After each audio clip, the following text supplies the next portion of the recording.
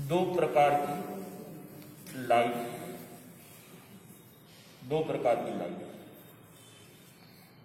संबंधों की लाइफ और संबंधातीत लाइफ।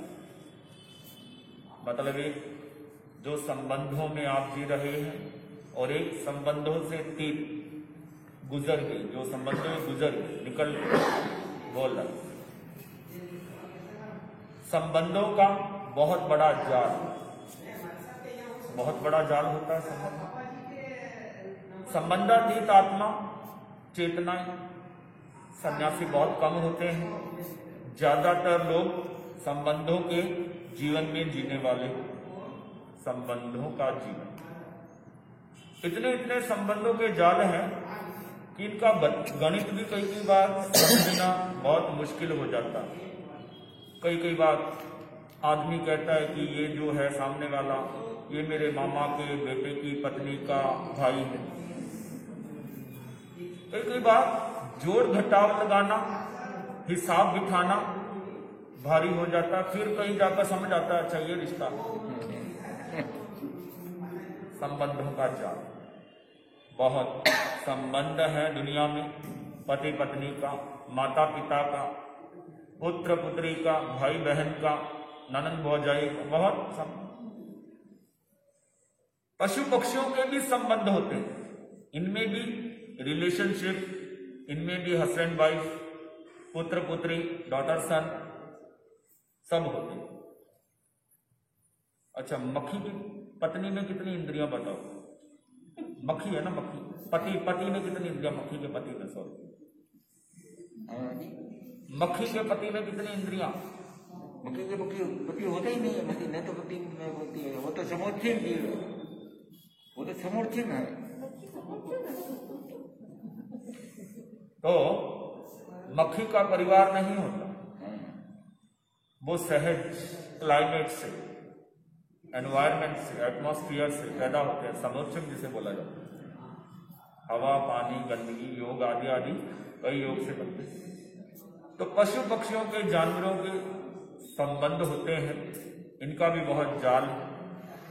एक गाय और बछड़ा, कितना वात्सल्य का संबंध, स्नेह का धागा काम कर रहा, और इतना मोह होता है कि एक गाय अपने बछड़े के लिए शेर तक भिड़ जाती है, शेर से भी भिड़ जाती है। खमनौर, ये हल्दी घाटी के पास, खबर पड़ी कि वहां पर एक गाय के बछड़े को शेर मुंह में लेकर दबोच के भागा। गाय टूट पड़ी सिंह से। अंतिम समय तक उसने आक्रमण किए, बचाव। उनके बीच भी अगर पृष्ठभूमि में जाए तो स्नेह का धागा, वात्सल्य का सूत्र और प्रेम का अनुबंध पशु पक्षियों, जानवरों में भी होता। नहीं तो उस गाय में इतनी स्फुरना, इतनी एनर्जी, इतनी ऊर्जा, इतनी कर्मठा कैसे आ गई? उनके भीतर भी ये काम कर रही है, स्नेह का धागा, प्रेम का अनुबंध, ये संबंधों का एहसास। कितने ऐसे पक्षी होते हैं, सुना है, जो बंदर होते हैं, 1 महीने तक अपने बच्चे की डेड बॉडी को छाती से लगाए रखते हैं। अगर वो चला जाता है, मर जाता है। इतना उनके भीतर भी वात्सल्य और स्नेह का धागा, इतना प्रेम का सूत्र, अनुबंध। अलग अलग दुनिया। एक यौगिक काल था, तीसरा आर्य तक। अभी कौन सा काल चल रहा है? पंचम काल। 3 काल तक यौगिक काल, उसमें संबंधों का ज्यादा जाल नहीं था। उसे आदिम युग भी कहते थे, यौगिक युग भी कहते थे। उस समय 4 ही संबंध थे। क्या? पति पत्नी, पुत्र और पुत्री, बस। और ज्यादा कोई परिवारवाद नहीं था। उस समय 4 ही रिलेशन हुआ करते थे यौगिक काल में। उसके बाद में सामाजिक व्यवस्थाएं बनी, तो सामाजिक व्यवस्थाओं के अंतर्गत ये संबंध बनते गए। आगे रिलेशन, ये रूल्स रेगुलेशन, इनका भी कानूनों का संग्रह बनाया गया। जैसे संविधान में कितने कानूनों का संग्रह है, नियमों का संग्रह है, ऐसे ही ये सामाजिक व्यवस्थाओं का एक संग्रह किया गया। ऋषभदेव जब राज्य का संचालन करते थे तो कितने कितने व्यवस्थाओं का निर्माण किया, लोगों को बताया आग कैसे जलानी है, कैसे धान उगाना है, कैसे गाय के भैंस के छिंकी लगानी है, आदि आदि। उसमें बड़ा भोलापन, बड़ा सीधापन, कोई आरोप नहीं, कोई प्रत्यारोप नहीं, कोई छींटाकसी नहीं, कोई छीना झपटी नहीं, सरल लोग, एकदम सीधी प्रकृति के लोग। और सबसे बड़ी बात, कोई धर्म कर्म नहीं करते थे, कोई माला नहीं, कोई एक नौकासी नहीं, कोई 1 मिनट का त्याग नहीं, और मरकर वो देवगति में जाते थे। और आज देख लीजिए पंचम काल में कोई कितना भी कोई लंबी लंबी तपस्या कर ले, परंतु देवगति जाना तय नहीं है उसका, क्योंकि मन टेढ़ा हो सकता, अंदर से मन टेढ़ा हो सकता।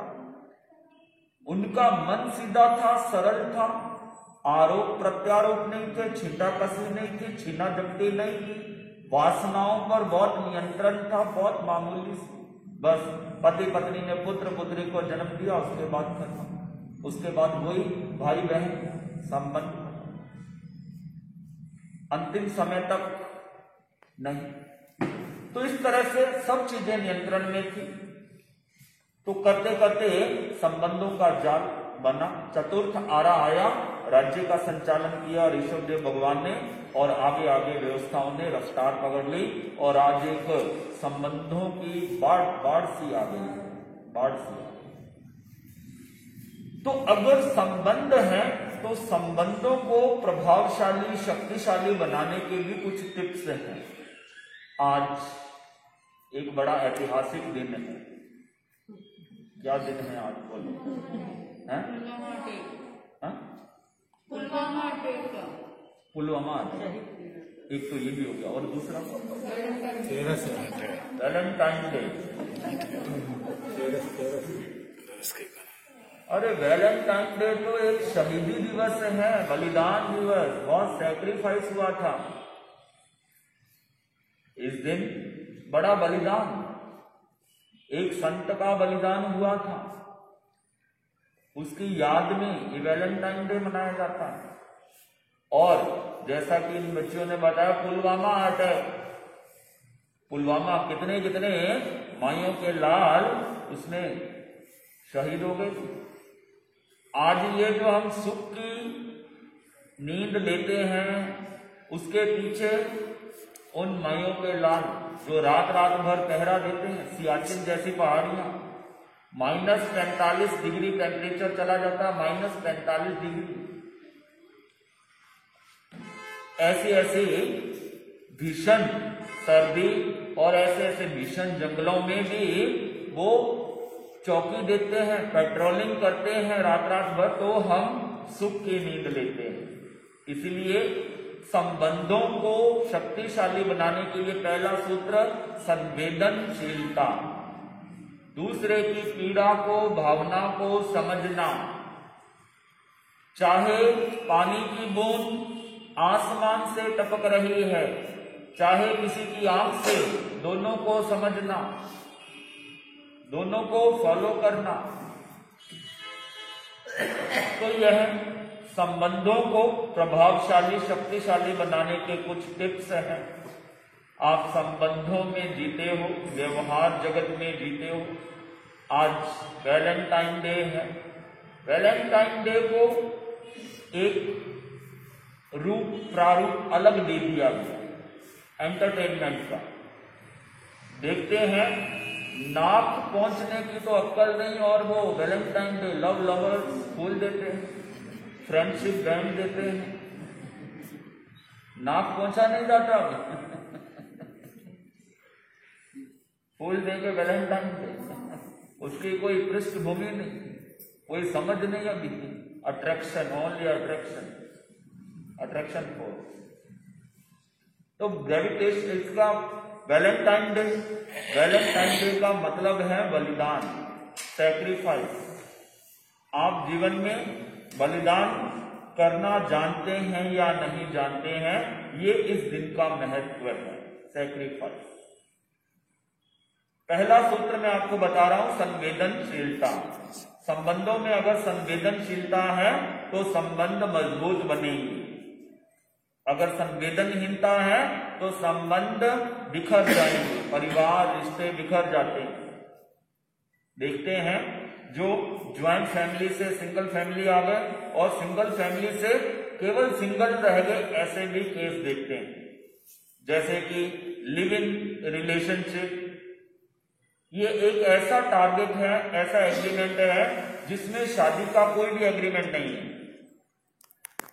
जितने साल तक मर्जी हो उतना रहो, मन हो उसके बाद संबंध तोड़ो। कोई शादी की एग्रीमेंट नहीं, कोई संतान का एग्रीमेंट नहीं, कोई हस्तक्षेप नहीं कर सकता। तो ये भी ज्वाइंट फैमिली से सिंगल फैमिली, सिंगल फैमिली से और सिंगल रहने का ये प्रोसेस चल रहा है। और आगे जो 22वीं सदी आने वाली है वो सिंगल वन मैन शो की ही आने वाली है। आदमी अकेला सहन नहीं कर पाएगा, धैर्य नहीं रख पाएगा, कामनाएं बहुत बढ़ जाएंगी, एम्बिशन डिजायर्स बहुत हो जाएंगी। पति पत्नी से खुश नहीं, पत्नी पति से खुश नहीं, भाई भाई से खुश नहीं,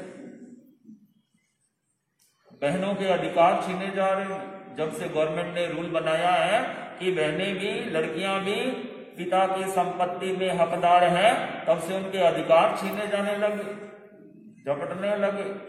बहनों भाइयों में मुटाव, मन मुटाव।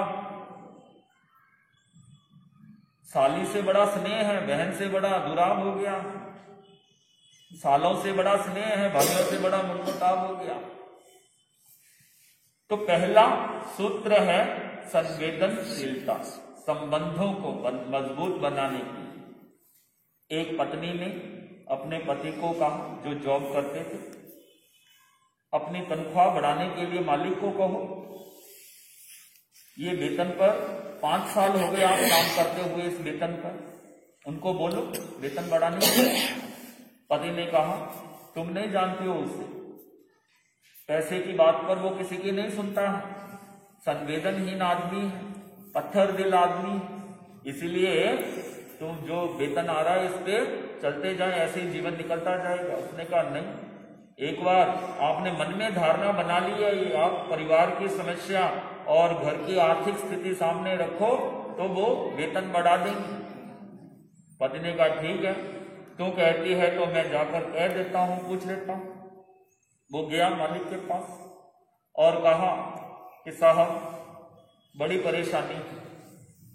परेशानी है, पत्नी बीमार है, उसकी परिचर्या के लिए गांव से सास को बुलाया, छोटा बेटा स्कूल जाते समय साइकिल से गिर गया, हाथ में फ्रैक्चर हो गया, बड़े बेटे की स्कूल फीस नहीं भरी तो नाम कट जाएगा उसका, 1 महीना हो गया दूध का भी हिसाब बाकी है, सामने दिवाली का त्योहार है, इसलिए कृपा करके मेरा 50 रुपए का वेतन बढ़ा दीजिए।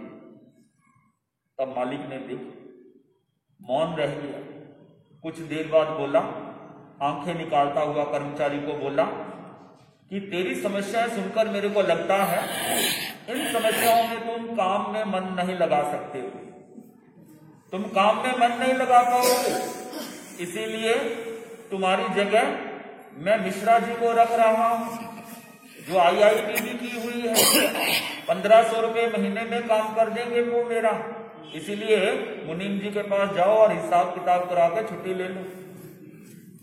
बढ़ाने गया था वेतन और जॉब से छुट्टी हो गई।